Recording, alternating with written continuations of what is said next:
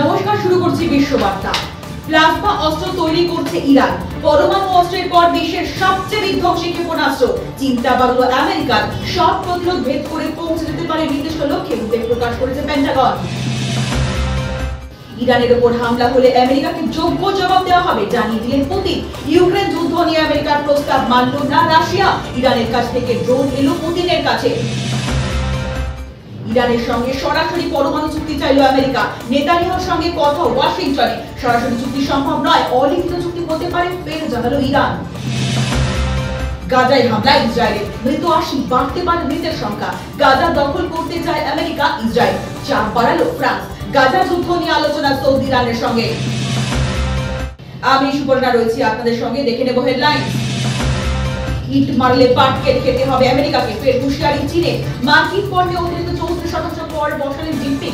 পাল্টা 50% কর বসালো আমেরিকা। ট্রাম্পের কর যুদ্ধে শেয়ার বাজার বাড়ল চীনে।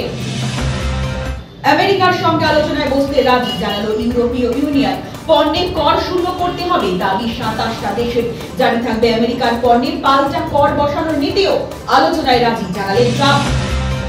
ফের ধস নামলো আমেরিকার শেয়ার বাজারে। ওয়াল স্ট্রিটে বড়সড় ধাক্কা। মূর্খ নয়, ঘুরে দাঁড়াবে আমেরিকা বললেন ট্রাম্প। গাজায় হামলার প্রতিবাদ, বাংলাদেশে বিক্ষোভ। প্রতিবাদের নামে লুটপাট। খুলনা, রাজশাহী, ঢাকা, ময়মনসিংহে পুলিশের সামনে লুট। ঘটনায় ধৃত 49। খুন, রাহাজানি, ধর্ষণ বাড়ছে প্রতিবেশী দেশে।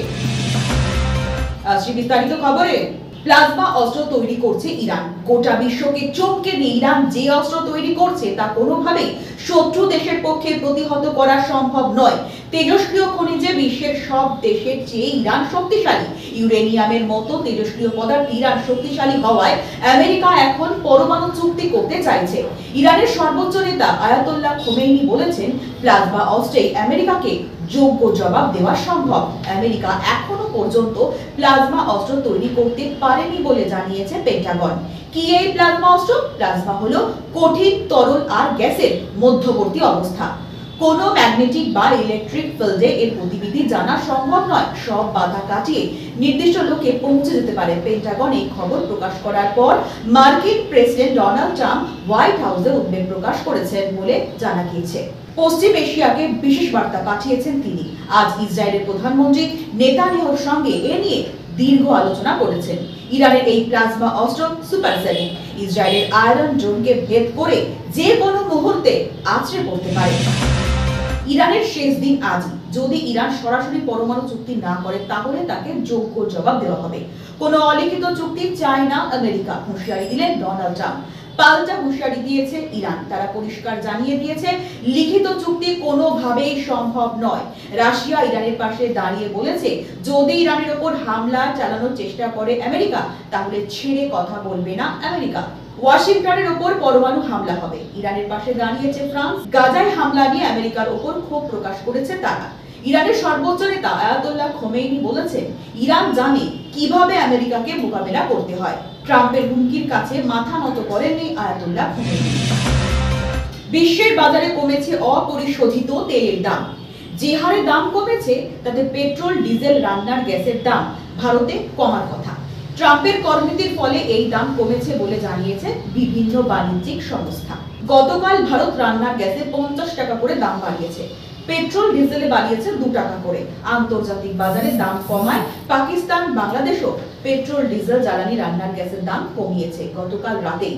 এখন প্রশ্ন হলো, ভারত কেন দাম বাড়ালো? বিশেষজ্ঞরা মনে করছেন, ট্রাম্পের করনীতির ফলে ধস নেমেছে ভারতের বাজারে। এই অবস্থায় অর্থনীতি চাঙ্গা করতে কেন্দ্রের কাছে আর বিকল্প কোনো পথ খোলা ছিল না। গাজার উপর হামলায় আজও মৃত্যু হলো 80 জনের। গতকাল হামলায় এক সাংবাদিক আহত হয়েছিলেন। এই ঘটনায় উদ্বেগ প্রকাশ করেছে রাষ্ট্রসংঘ। গাজা যুদ্ধ নিয়ে আমেরিকায় রয়েছে নেতানিয়াহু। ইসরায়েলের প্রধানমন্ত্রী জানিয়েছেন, গাজার ওপর হামলা চলবে। তবে ইসরায়েল লক্ষ্য করে আজ রকেট হামলা চালায় হাউতি গোষ্ঠী। দক্ষিণ লেবাননে পাল্টা হামলা চালায় ইসরায়েল। হতাহতের কোনো খবর পাওয়া যায়নি। আমেরিকা জানিয়েছে, এরপর তারা গাজায় ত্রাণ শিবিরে খাবার দেওয়ার কাজ বন্ধ করবে। এই সিদ্ধান্তের তীব্র নিন্দা করেছে রাষ্ট্রসংঘ। পশ্চিম এশিয়ার পরিস্থিতি যেদিকে যাচ্ছে তাতে নতুন তপ্ত হয়ে উঠেছে এলাকা। আমেরিকার এই সিদ্ধান্তের তীব্র নিন্দা করেছে সৌদি। মুসলিম দেশগুলো আজ এ নিয়ে জরুরি বৈঠকে বসে। গাজার আল আকসা ত্রাণ শিবিরে পরপর হামলা চালায় ইসরায়েল সেনা। 29 এপ্রিলের মধ্যে সৌদি ছাড়তে হবে, কোনো উমরা পালন করা যাবে না। সেদিন থেকেই ফরজ হজের প্রস্তুতি নেবে সৌদি প্রশাসন। এরপর যদি কেউ সৌদি আরবে থাকেন তাহলে জেল ও জরিমানা দুই হতে পারে। যদি কোনো সংস্থা উমরা পালনকারীদের সৌদিতে রেখে দেয় তাহলে ওই সংস্থাকে 1 লক্ষ রিয়াল জরিমানা করা হবে।